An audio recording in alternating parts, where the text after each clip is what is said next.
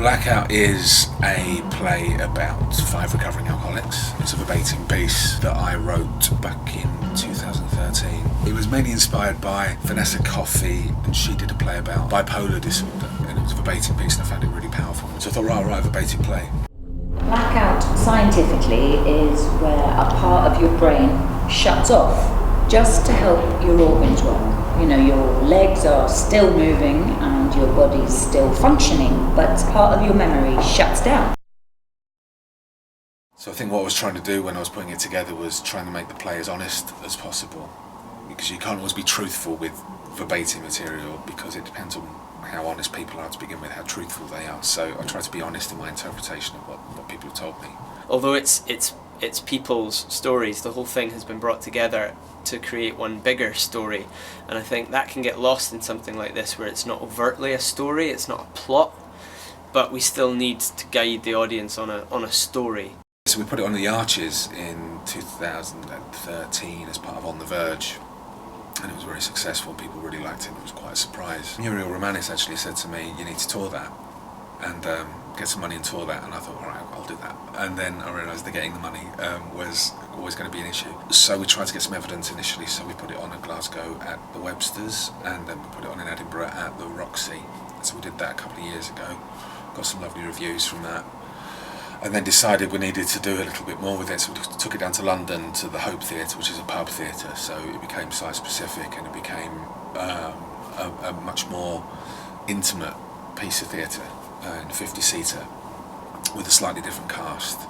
But from that we got, again, lots more reviews, more interest, and we got the momentum really to apply for funding from Creative Scotland, and we were successful in our second application to Creative Scotland to tour Scotland, which was phenomenal. They've all done it before in a different way, and I think now it was just about trying to condition them to approach the script as an artefact, and to sort of start mining it for clues, and approaching it afresh. Get Callum on it. I don't want to have to talk to the actors more than I need to. So Callum.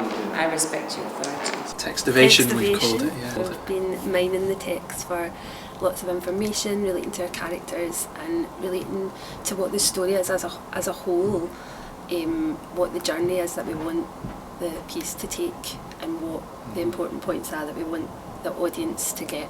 Because you say father, my father had bursts of temper and got violent, and then in the next one, kind of one flew over his cuckoo's nest, that's what happened to Dad. And I find the changing of the dad and the father to confuse me in terms of I don't make the link. You want to stick with Dad twice then on that? I think so. Yeah, sure. There's a lot of extreme behaviour for all of For the all characters, of them. really. Which they're very colourful. Yeah, colourful. These aren't your regular drinking stories. These are people who have really, they know what it's like to hit rock bottom. I really connect with her just because I feel like, I know what it's like to live in the south of America and to, do the drinking and driving. It's a big thing because there isn't public transportation, so it is a problem. I really like her commitment to saying, no, I've decided I'm sticking with this. She even says, I don't fantasize about drinking because it's not an option for me. One of the things that she says in the script is when she starts going into meetings again, or for the first time actually, starts going to meetings, and she has a realisation that there's a possibility that she can be happy and that she could never be. And I can really relate to that as a kind of moment of going, oh, it's possible to have a different life.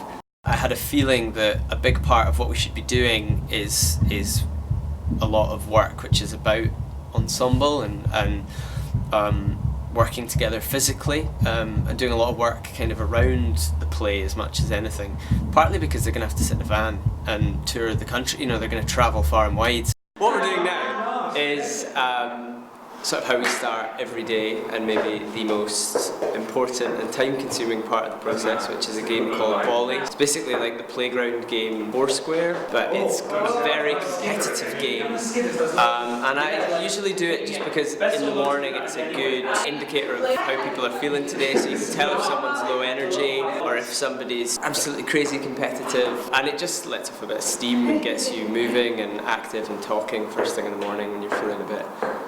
Maybe even if we just read to sort of page 4, so just that first section, before the pronouns come in.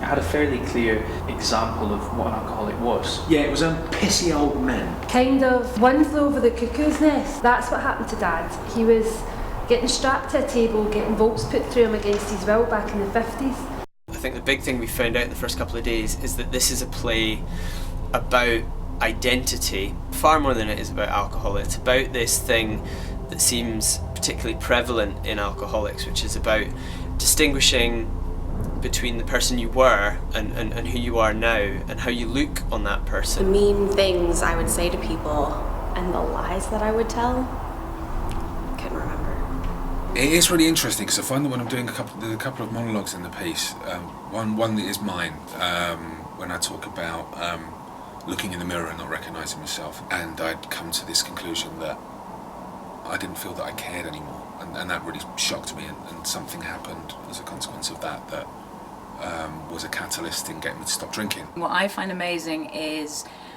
like the distance people have from the crazy, horrible, maybe sometimes things that have happened, and the sense of humour. And for my character, I think she's got a lot of sense of humour. Oh my god, are we going to have a blooper reel?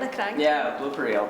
Oh my god. These people are able to laugh at, and tell these stories in quite a kind of gallus way, because it feels like it's almost like another life or another person. In the last production, we didn't have time to really look at character too much and look at our journeys, look at individual journeys, and it's been an eye-opener.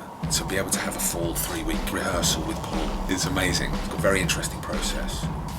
Stripping the play back, and we're looking at it with fresh eyes. It's them that are going to have to tell the story to an audience. I don't have to do that. So it's they need to kind of. It's all their ideas are really the ones that should be used, and I should just sort of help to guide them in the direction of the best one. We were talking about this the other day, doing the show for different kinds of people, because we've done it as like different people than necessarily just like industry people or like theater goers. Hopefully we can get some people that maybe haven't seen a lot of theater or haven't had the opportunity to do that, and that would be really cool to get a different kind of audience. Because when we've done it before, we've done it in Glasgow and we've done it in Edinburgh, so I think it's quite exciting to go to places, to take the stories to places that they've never heard them before.